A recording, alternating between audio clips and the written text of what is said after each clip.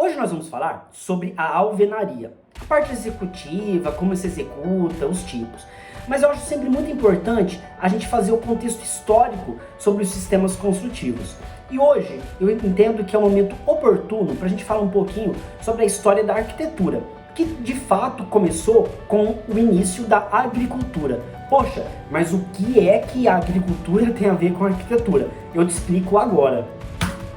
Houve um momento na história em que o homem deixou de ser nômade, coletor e caçador, e deu início a um processo conhecido como sedentarização. Ou seja, ele para de andar para lá e para cá e se fixa em um local, começando a domesticar plantas e animais.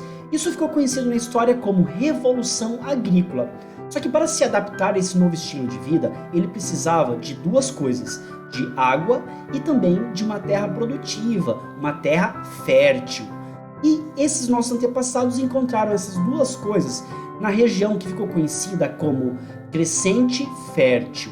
Por quê? Essa região ela se estendia do norte do Egito, passando pela margem leste do Mediterrâneo, fazendo o contorno pelo norte da Síria, chegando até a Mesopotâmia, formando assim o formato de uma lua crescente. Por isso o nome Crescente Fértil, bem sugestível por essa região de um formato de uma lua crescente no mapa, com terras bem produtivas.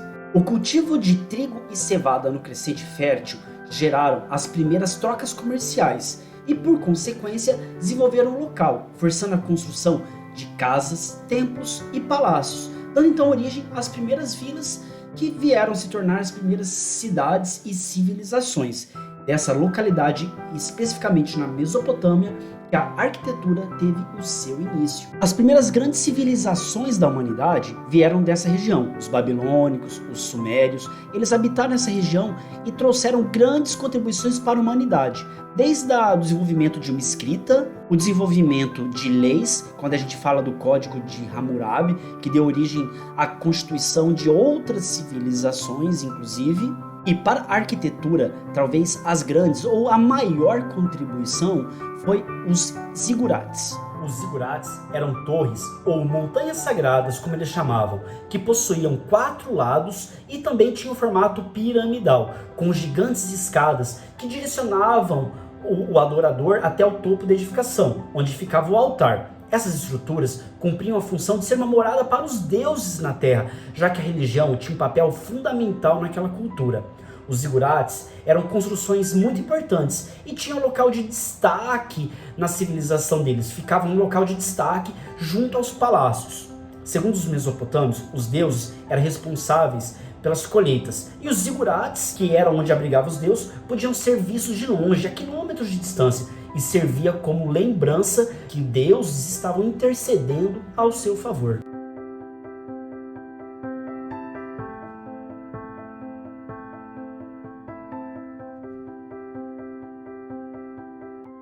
Historiadores afirmam que no entorno desses zigurates se formavam grandes cidades, praças e muitas casas. E essas casas eram todas feitas com tijolos de barro. Por quê? Madeira e pedra eram muito escassos nessa região, devido às condições já provadas, de geografia e tudo mais. Então, o barro se destacava nas construções. Os mesopotâmios faziam tijolos queimados e tinham betume como material de liga. Na descrição da Torre de Babel, o escritor de Gênesis diz o seguinte: disseram uns aos outros: vamos fazer tijolos e queimá-los bem. Usavam tijolos em lugar de pedras e piche em vez de argamassa. Livro de Gênesis, capítulo 11, versículo 3. E aí tem uma outra versão aqui, com o mesmo sentido, mudando as palavras, que diz: disseram uns aos outros: eia, pois, façamos tijolos e queimemo-los bem. Os tijolos lhes servirão de pedras e o betume de argamassa. Historiadores confirmam esse texto do livro de Gênesis e ainda complementam que as casas eram construídas à base de tijolo seco ao sol para os mais ricos e à base de junco, uma espécie de capim, para os mais pobres. Essas casas de tijolos eram com tetos planos que serviam como área de estar para as casas. Já a iluminação era feita com lamparinas à base de óleo e também com algumas janelas que ficavam na parte de cima das paredes.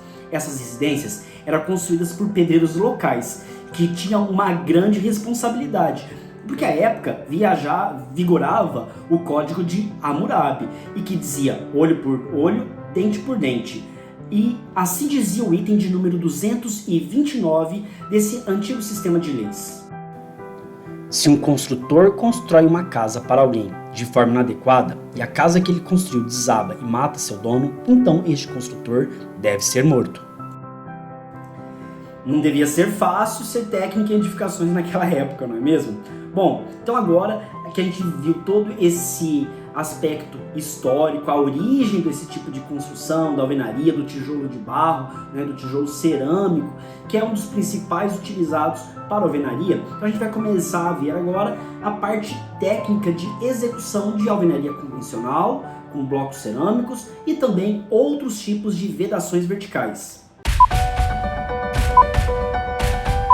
Tanto as pequenas construções quanto as grandes possuem em comum um material muito importante, a alvenaria, que nada mais é do que a utilização de elementos para dividir espaços. Os mais comuns são tijolos, blocos e vidros, mas existem vários outros. Assim, ela nos protege tanto das ações do meio ambiente, como a chuva e o vento, como também de pessoas indesejadas. A alvenaria, ela se divide em dois tipos, a de vedação e a estrutural. A alvenaria de vedação é aquela em que os elementos não são participantes da estrutura, ou seja, tem apenas a função de vedar e dividir os espaços. Nesses casos, são evidentes os elementos estruturais como vigas e pilares, os quais têm as funções de absorver os esforços existentes na edificação. Já na alvenaria estrutural é aquela em que os elementos são participantes da estrutura, ou seja, cada componente, cada bloco faz parte de um conjunto que tem a função de absorver esses esforços da estrutura, além, é claro, de vedar e dividir os espaços. Observe que, nesses casos, os elementos estruturais não são evidentes, toda a estrutura é participante. As vedações verticais, então, elas podem ser cerâmica, painel de concreto ou diversos outros materiais, né? Então, assim, é mais travado, mais limitado quando é o bloco para alvenaria estrutural, que é o cerâmico ou concreto, com todas aquelas normativas que vocês estudam lá em materiais de construção, passa por todos aqueles ensaios. Mas se for só para vedação vertical, né, para isolar os ambientes, então você pode ser de alvenaria, ela pode ser maciça ou não, pode ser os painéis leves, né, que são dos drywall, painéis pré-fabricados de concreto ou mesmo pré-fabricados de cerâmica, que você só leva daí para montá-la na obra, toda de esquadrias, toda de vidro, mesmo a vedação toda vertical, é possível fazer ela toda em vidro. Então essa é a grande questão. É estrutural? Você tem que utilizar os blocos estruturais, ou cerâmicos ou de concreto. Essa de vedação, aí você tem uma série de outras possibilidades para utilizar. Então, vejamos nessa foto aqui primeiro, nessa aqui que eu estou mostrando aqui com o cursor do mouse para vocês. Está sendo utilizado o bloco estrutural, bloco cerâmico estrutural, de cerâmica vermelha, mas está sendo feito como utilizando esse bloco apenas para vedação, sem função estrutural. Então fica evidente porque você está vendo aqui, ó, o pilar de concreto, aí a viga, ó. Viga, o pilar, e então está sendo de vedação. Aqui, nesse caso, também, ó, tá pilar, então a alvenaria é simplesmente de vedação. E aqui, então, aqui você vê que é o bloco no tamanho, né, aquele padrão de bloco estrutural. Aqui é o bloco cerâmico comum, aquele de 8 furos, mas ambos sendo utilizados para fazer a vedação. Tanto é que ele está sendo construído, você vê, já tem aqui, ó, a viga, já tem aqui já está a laje, já está coberto. Então não é estrutural, porque a estrutura já está levantada. Agora, nessas duas imagens aqui de baixo, a gente vê quando é utilizado bloco de concreto sendo utilizado para fins estruturais. Então você vê que está sendo levantado junto com toda a edificação, que não tem nada acima desse patamar onde está, do nível que está a alvenaria. E aí você vê aqui, ó, concretado internamente nos furos, que é o local onde, assim, teoricamente, está substituindo o pilar, que são os pontos que você concreta. E aqui você vê o assentamento dele é diferente, né? Porque não faz sentido você encher de massa para cair aqui no vão. Então você coloca bem cuidadoso aqui para ir assentando os seus blocos. E aí, mas também tem alvenaria de pedra, que pode ser feita, construída, com a alvenaria de blocos de solo cimento, né, que é uma coisa super sustentável, que é no local que você vai construir, você escava, e aí é claro que depende do solo, tem toda uma série de fatores, né, aí você mistura com cimento, e aí você produz os blocos cerâmicos com uma prensa bem simples. Então produz o bloco solo cimento com o solo do local. E aí também constrói naquele mesmo sistema da alvenaria estrutural, dá para se fazer, né? Ou utilizar também só como de vedação, né? Sem problema nenhum. E aí, então assim, os blocos, né? Quando tem a diferença lá do tijolo maciço e os blocos, são vários os tipos que vocês já estudaram lá em materiais de construção. Então aqui o que cabe a gente relembrar? Que eles podem ser maciços ou podem ser perfurados. E aí, é claro, tem as variações. O peso do maciço é muito maior do que o do vazado, né? E aí ele pode ser feito, tem os tipos com furos, de 8 furos, por exemplo, ou esse padrão de blocos. Isso tudo é normatizado. Então você tem normas, uma série de normas que tratam sobre cada tipo desse, qual que é o padrão, qual que é a dimensão, né? E aí aqui na hora da execução, então falando do principal, do mais comum, que é o bloco de 8 furos. Ele pode ser, quando ele é construído em pé, vamos falar assim, né? Ele é o de meia vez. Quando você constrói ele deitado, aí fala que é parede de uma vez. A diferença. A diferença, é claro, fica na espessura da parede. O consumo, né, vai gastar praticamente ao dobro de material, só que você fica com um isolamento maior. Né? A parede mais grossa traz um isolamento acústico, térmico, muito melhor, né? E vai te trazer uma série de benefícios ao longo do uso da edificação, né? Só que isso também torna mais caro, a estrutura em si fica mais pesada, isso vai ter impactos também lá na fundação. E aí, para algumas determinadas situações, quando você tem muita tubulação, quando você quer fazer um isolamento acústico melhor, você pode fazer a parede dupla também. Faz uma, dá um espaço, faz outra. Não é algo comum de ser utilizado, né? Mas existe essa possibilidade. Ela pode ser composta duas, sem ter esse vão, né? Quando tem dupla, tem um espaço, um vão para passar tubulações, seja lá o isolamento acústico. Então tem um espaço. Quando não tem esse espaço, mas são duas paredes levantadas, né? Assim, são as paredes compostas. Então, relembrando rapidamente os tipos de tijolos cerâmicos que vocês já estudaram lá em matéria de construção. Então, primeiro você tem os tijolos maciços, que são os blocos de barro comum, que passa por aquele processo de queima, e as dimensões mais comuns são de 21 por 10 por 5 centímetros. Utilizado para alvenaria de vedação, né? Aí tem também o tijolo furado, que também é muito conhecido aqui na nossa região por tijolo baiano. E aí isso aí fica de curiosidade aí para vocês pesquisarem por que tem esse nome. Então as dimensões padrões dele é de 9 por 19 por 19 centímetros, é o mais usual nas alvenarias de vedação. Aí tem algumas variações deles, né? Por exemplo, o tijolo laminado, que ele tem a dimensão menor, quase igual àquela do tijolo maciço, só que com furos. Ele é bastante utilizado para fazer alvenaria aparente, quando você não vai rebocar depois, é só lá pintar ou mesmo deixar ele passar só um verniz, né? Que ele tem um acabamento bem legal. Então tem esse outro tipo também.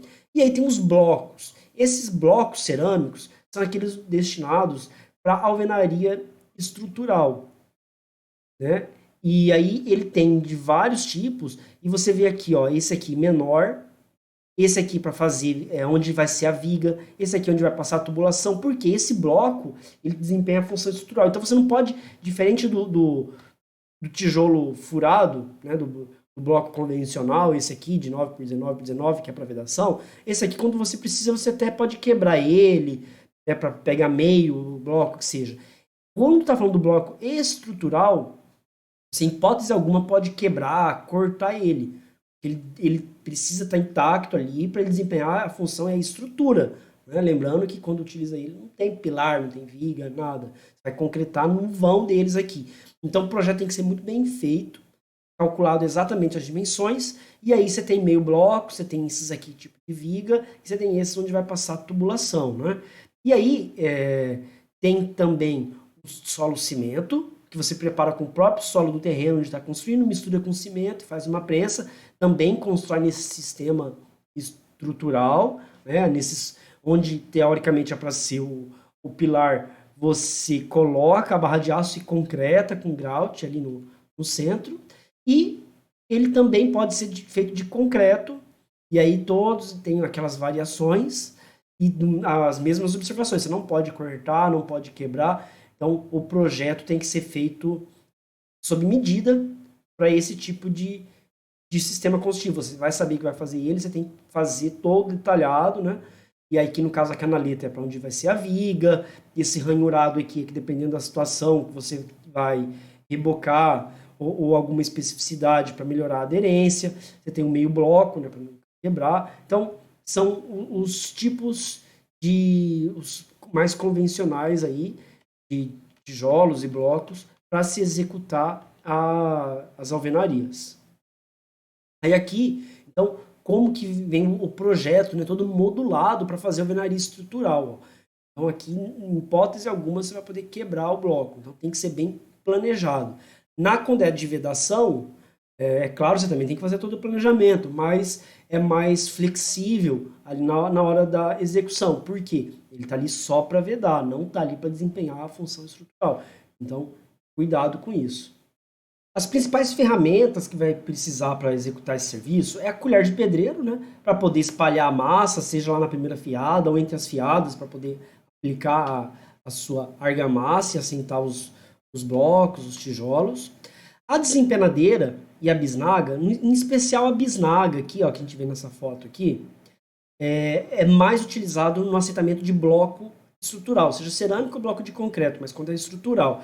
Porque o buraco aqui, o vão deles, ele é maior, então fica aquela área ali, e se você vai com a colher de pedreiro, então você acaba desperdiçando, vai muita massa, desperdiça. Então a bisnaga ou a desempenadeira acaba sendo mais fácil, né? E desperdiça menos material. Mas na alvenaria convencional, aquela com tijolo de 8 furos, você também a desempenadeira é uma ferramenta que ajuda bastante ali para segurar a massa. Você precisa da linha, que é para fazer as marcações, né? Seja na laje ali, no radier. Quando já está no contrapiso, desculpa, no contrapiso não. Quando você vai fazer já em cima do alicerce, usa menos, mas quando é na laje, um radier, você tem que fazer toda a marcação e depois nas fiadas para ir passando o nível, né? A brocha, que é para assentar a primeira fiada, você precisa molhar ela, dar uma umedecida ali. Então isso se faz com esse tipo de pincel, né? Isso aqui é a brocha. E esse caixote aqui para argamassa, isso aqui é o ideal. Às vezes o pessoal é muito difícil assim, ver na obra esse equipamento, mas isso aqui é ideal por questão ergonômica, o cara não ficar abaixando, que geralmente coloca uma maceira no chão. Aí o cara tem que ficar abaixando, então, dependendo como vai erguendo, então esse caixote é o ideal, tá? Por essa questão de ergonomia, para ficar bom a utilização, e aí a gente sempre está comentando, né, questão de segurança no trabalho, então, para qualidade de vida, vamos falar assim, para não deixar que no final do dia o pedreiro fique lá com dor nas costas. Então, esse caixote aqui nessa altura para colocar argamassa resolve bem. A trena em todos os serviços, né, gente? Tudo você está conferindo, até para estar conferindo ali o esquadro, que às vezes o esquadro é outra ferramenta que eu já vou falar, mas às vezes se resolve com a trena. A gente já viu isso lá na hora da locação. Então, para fazer as medidas sempre. Você sempre precisa também do nível, né? Aqui, ó, uma régua com nível para estar conferindo se está bem nivelado, se está de acordo. O esquadro, né? Que eu falei, tem esquadro de madeira ou de ferro. Quando não tem, resolve com a trena, que vocês já sabem disso, a gente já aprendeu na locação de obra. Mas se tiver o esquadro, é mais rápido, né? Dá celeridade no serviço. e o escantilhão. O escantilhão é esse aqui, esse equipamento, e depois que você faz aquela marcação das linhas, ó aqui a linha, tá vendo? Aqui, ó, em vermelho, aqui na figura, né? Você fez lá com aquela linha. Então, só que daí você fixa isso aqui, esse escantilhão, esse equipamento aqui, ó, esse tripé desse jeitinho aqui, e conforme vai erguendo as fiadas, você vai erguendo aqui a linha, e aí vai garantindo que vai ficar sempre bem nivelado, todas as fiadas. Então, é um equipamento muito simples, e é uma haste metálica, né? E tem ali um cursor graduado, cada 20 centímetros vai ter a marcação. E é fundamental, gente, para aí ele fixado, né, com bucha ali, ó, você parafusa a bucha, coloca a bucha, parafusa na laje, no contrapiso que seja. Então, é fundamental para a parede seguir todas as fiadas no nivelamento correto. Agora eu vou falar com vocês sobre a parte da execução propriamente dita do serviço. Eu quero reforçar que o principal aqui é esse início do serviço, é a marcação dos pontos, né? Então, assim, até peço que você, se possível, volte lá naquela aula de locação de obras e reveja quando a gente falou do gabarito, aqueles preguinhos que coloca lá e você estende a linha para poder marcar o local da escavação para a fundação e as outras etapas, e lá eu falo, você fica, então, aquela marcação do prego, né? O eixo, que é para você poder escavar, para fazer sua fundação e tudo mais. E aí depois tem aqueles pregos que você vai abrindo. E então, do eixo, 7,5 centímetros para cada lado, né, formando 15 centímetros, vai ser a largura da alvenaria no geral, convencional, falando da comum, de vedação, com bloco de 8 furos, 7,5 para cada lado, porque é o bloco mais o reboco. Então, assim, é crucial. Se você errar aqui na locação, a parede vai ficar meio torta, e aí depois você começa só a ver os problemas na hora lá do acabamento, quando você vai começar a rebocar, ou na hora do assentamento do piso, sabe? O piso começa a ser um piso inteiro, e aí depois lá no final, na outra extremidade da parede, já tem aqueles recortes. Então isso tudo é aqui. Então isso é um serviço primordial. Às vezes você só vai ver o problema então lá na hora do acabamento, então tem que dedicar muita atenção aqui. A equipe da obra deve fazer uma reunião para verificar todos os projetos de execução que serão utilizados. E todos deverão tirar as suas dúvidas nesta reunião. Serão necessários os seguintes projetos: projeto arquitetônico, projeto estrutural, projeto de alvenaria compatibilizada, projeto hidrossanitário, projeto elétrico, projeto de telefonia, projeto de prevenção e combate a incêndio.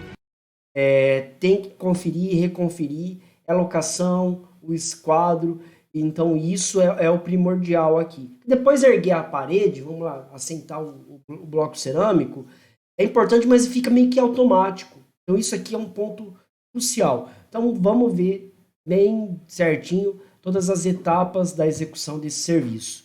Então, inicialmente é a marcação. Então, se tem lá o gabarito, se o gabarito está lá, é só traçar a linha.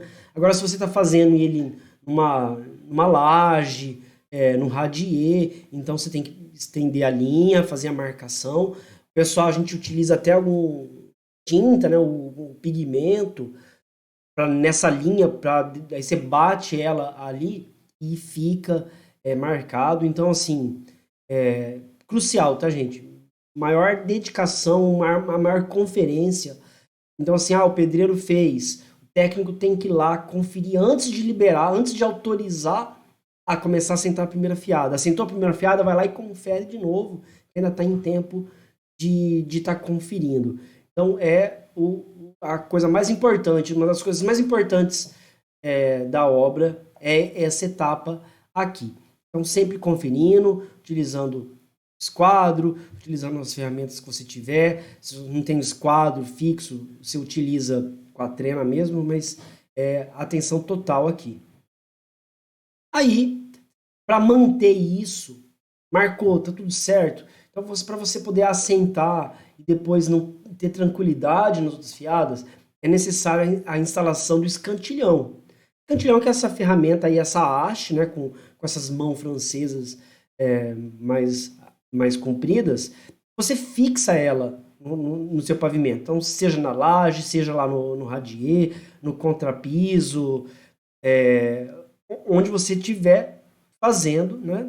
A não sei que seja tá fazendo em cima da baldrame, né? Se fez sapato, tá baldrame, aí já tá certinho ali. Mas mesmo assim, se você conseguir instalar o escantilhão, é o recomendado. Então você fixa ele com prego, ou bucha, parafuso, e ele fica fixo essa marcação. Aí você vai lá e confere, tá? A marcação tá ok. Aí você confere se tá no prumo, né? Se tá nivelado, para depois poder ir erguendo as outras piadas. E sempre conferindo o nível, então é o primordial aqui. Fez isso, tá tudo certo, conferiu o nível e conferiu o prumo, aí você vai para frente. Então, a primeira coisa, molhar esse pavimento, a base ali, né? Mas não é molhar de encharcar, é umedecer, tirar uma poeira ali e deixar ele úmido, que vai ajudar na aderência. Porque se na hora que você colocar a argamassa ali nesse substrato, ele vai, vamos falar assim, vai puxar, ele vai absorver toda essa água da argamassa.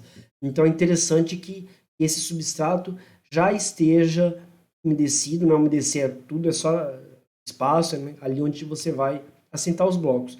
E aí você começa a assentar, né, pelas extremidades. Então seja para bloco estrutural, ou seja na alvenaria de vedação comum. Verifique sempre no projeto os eixos de marcação da alvenaria. Na primeira fiada, a junta de assentamento deverá ser de pelo menos 2 centímetros ou a espessura especificada em projeto. Lembre-se de posicionar os blocos de acordo com o projeto de alvenaria, incluindo os blocos de ajuste.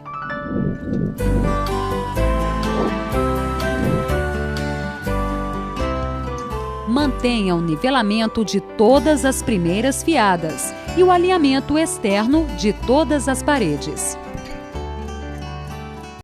E aí você não vai já erguer, você faz toda a primeira fiada. Senta a primeira fiada para poder conferir se está tudo certo no nível, né, se não está alinhado, vai lá, reconfere esse esquadro. Essa primeira fiada é interessante, é recomendado que você faça o preenchimento dela, né? Onde já tiver os eletrodutos, alguma coisa, confere o posicionamento.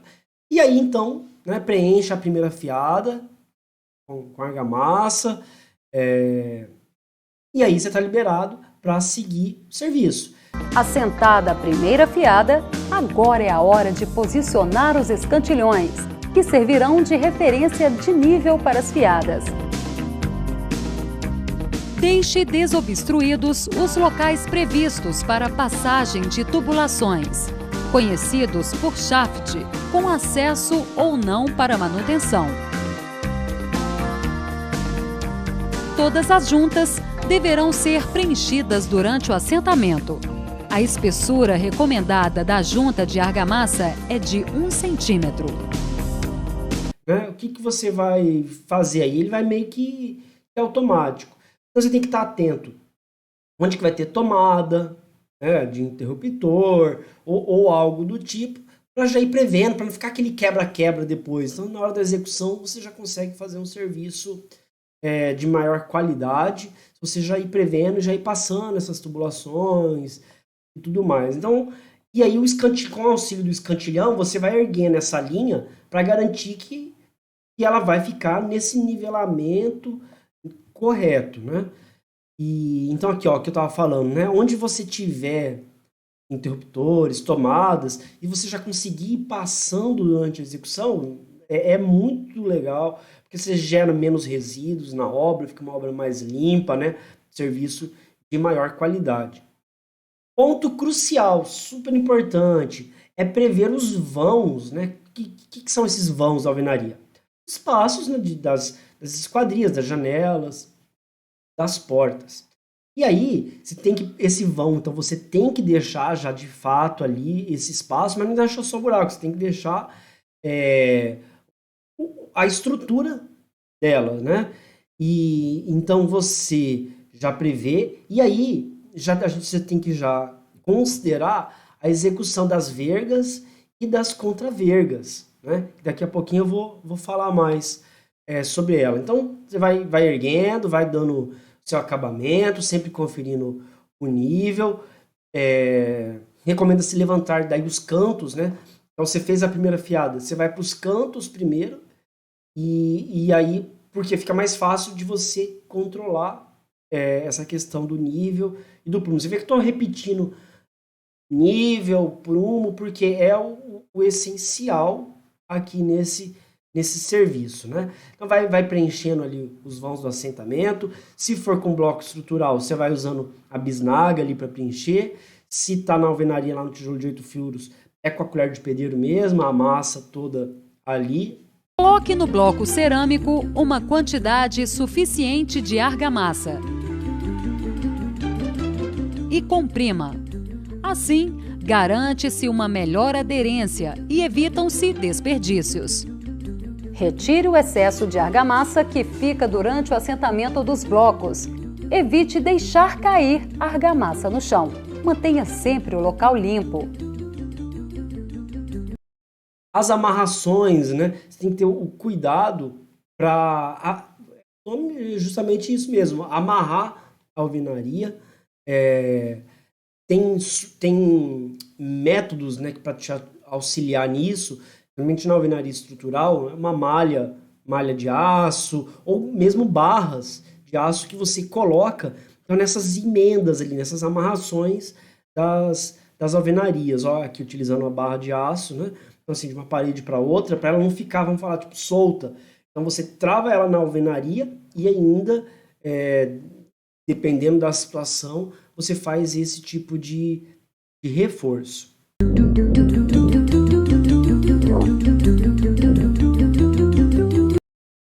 Onde vai ter aí na alvenaria não estrutural, né? Porque na alvenaria estrutural você não tem, o pilar está ali dentro da própria alvenaria ali que você concreta. Agora, quando não é, então você tem que ter esse cuidado ali com onde são os pilares, né? Para dar aderência ali, para ela também não soltar. Então, tem que fazer o chapiscar tudo certinho. Faça a limpeza e aplicação de chapisco ou argamassa colante nas faces das estruturas de concreto, que estarão em contato com a alvenaria, como pilares, fundos de vigas ou de lajes, conforme orientações dos projetos de alvenaria. Quando é alvenaria com alvenaria nas paredes, você faz aquela amarração dos blocos, né? Quando é com o pilar, o recomendado é que você faça esse tipo de reforço aqui. E ele vai, para te evitar problemas futuros, né, gente? Esses problemas ocorrem bem tempos depois, porque o pilar está lá de concreto, a alvenaria cerâmica, são materiais diferentes, então com o tempo eles vão trabalhando diferente. E isso vai fazer com que ocorra patologias, como esse tipo aqui, ó, que é bem na emenda. Então você deve evitar isso sempre com esses recursos. E na parte de cima, então, o cuidado no pilar com a alvenaria, você faz esse reforço aqui para garantir essa ligação. E lá em cima, né, no encontro da alvenaria com a viga, você tem que fazer o encunhamento. A fixação da alvenaria sob as vigas é conhecida também como encunhamento. Esta etapa requer cuidados adicionais e deve ser feita com atenção. Preencha todo o espaço e procure comprimir a argamassa para melhorar a aderência e evitar movimentações futuras, procurando seguir corretamente o especificado em projeto.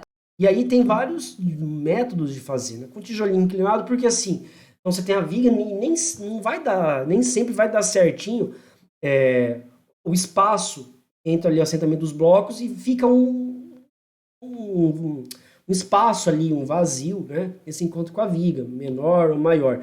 Então assim, ou você faz com um tijolinho maciço, ó, erguendo a alvenaria, chegou ali, que é para poder absorver os esforços e não causar patologias, porque está lá a laje ou a viga de concreto. A alvenaria, eles vão trabalhar diferentes.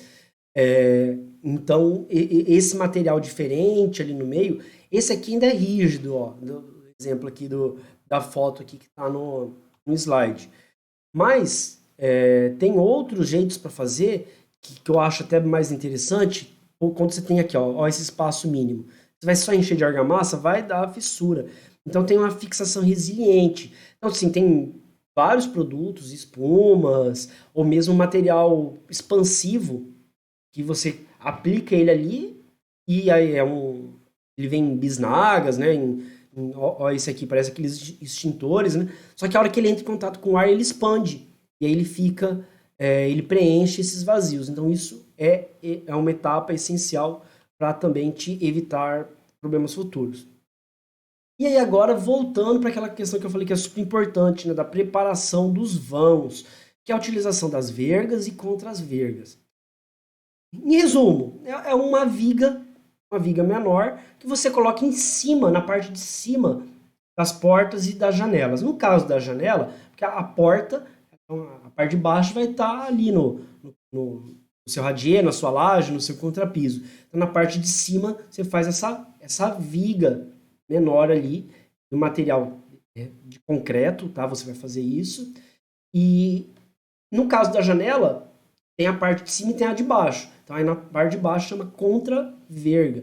Então, é o essencial para preparar esses vãos. Então, ele tem que ser de um material diferente e ele vai transpassar, no mínimo, pelo menos 15 centímetros do espaço do vão. Então, aqui. Então, você pode fazer ele... O que eu mais te recomendo, tá, é que faça de concreto. Eu tinha falado 15 centímetros, mas a literatura diz aqui no mínimo 30. Então, esquece lá o 15, 30 centímetros, passando, então, de cada do espaço do vão, essa viga que fica ali, que é a verga. Para não ocorrer patologias, senão ele vai trincar todo em 90 graus. Existem essas vergas, você já compra elas também, pré-moldadas, né? Esse espaço certinho, para guarnecer o vão, para proteger esse vão que vai ficar ali para depois fazer o assentamento da esquadria. Olha ele aqui instalado, não tá vendo? Ó, tá aqui o batente, né, da porta, e aqui a verga, né, que é essa viga ali em cima da porta. Ó, aqui esses modelos pré-moldados.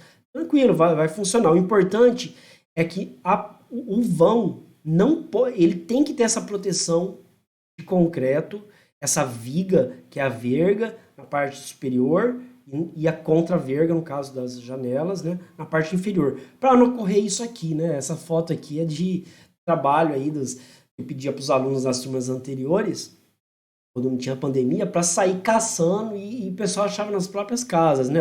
Ó, quando não ocorre, quando não foi feito, é visível. Aparece super rápido essa patologia aqui, que é essa fissura em 45 graus. Ó. Então, aqui, ó, outro exemplo. E tem vários, né? Assim eram as tarefas, muitas das tarefas que eu passava para a turma antes da pandemia, né? Eu mandava o pessoal sair na rua, vamos caçar tal coisa. Agora a gente tá mais limitado, não tem como tá passando essas coisas para vocês saírem na rua buscando esse tipo de patologia, né? Então, tá aqui, ó, e aí você vê, independente, ó, aqui é uma esquadria, parece que de alumínio, de PVC, né? Ó, aqui outra já de ferro, outro tipo aqui, mas em todas aparece. Por quê? O problema não é da esquadria, não é a esquadria que causou. É porque o vão da esquadria não foi preparado adequadamente com a verga. Ó, essa aqui lá no próprio campus, esse ali, ó, outra aqui. Então, é uma das patologias mais comuns e tá em todos os locais aí. Então, outro exemplo aqui, né? Então, por que não preparou esse vão? É o essencial. Então, assim, aqui nesse serviço de alvenaria, acho que os dois pontos principais é lá no começo, nivelamento, conferir nível, conferir prumo, o esquadro acompanhando, e a correta execução de vergas e de contra-vergas. Momento Saúde e Segurança no Trabalho. Trabalhar com tijolo e cimento faz parte da rotina e algumas regras de proteção também. Então dá só uma olhada nas dicas que vem por aí. Antes de levar materiais de um lugar para o outro, confira o peso da carga. Isso faz toda a diferença no próximo passo. As gruas, guinchos e elevadores são ideais para transportar material paletizado. Mas atenção com as embalagens. Elas devem estar em boas condições para não rasgar no meio do caminho. Para as coisas ficarem claras, não custa nada fazer uma reunião com a equipe. Tire dúvidas sobre os perigos, equipamentos e medidas de proteção. Primeiro vem as escadas, fachadas, elevadores e prisma de ventilação e iluminação. Para evitar dor na coluna, o melhor é deixar a borda da caixa de massa na mesma altura do assentamento. Verificamos todos os itens, tudo ok. Concluímos uma alvenaria com todos os requisitos de qualidade cumpridos. Parabéns! Um aluno para fazer uma apresentação de seminário falando das vantagens e desvantagens da utilização da alvenaria estrutural, né, os blocos de alvenaria estrutural, em relação ao sistema convencional de pilares e vigas com vedação vertical de alvenaria simples de revestimento. Então, um aluno para apresentar esse seminário, vantagens e desvantagens, né, na utilização desse sistema construtivo. O próximo tema de seminário vai ser sobre a importância do sextou. Não, brincadeira, né, gente? Próximo tema. O encunhamento é uma etapa crucial, realmente, na alvenaria convencional, né, no ponto ali, que é tipo essa emenda, esse espaço ali, em contato com a estrutura, seja ali a viga ou com a laje. E causa patologia, causa um monte de problema. E a gente viu algumas na aula. Eu quero que alguém fique responsável por fazer um seminário falando sobre encunhamento, os tipos, o que existe no mercado, o que as indústrias, né, os fabricantes oferecem de inovação, de tecnologia. Então, trazer o que há de mais usual aí no mercado sobre encunhamento.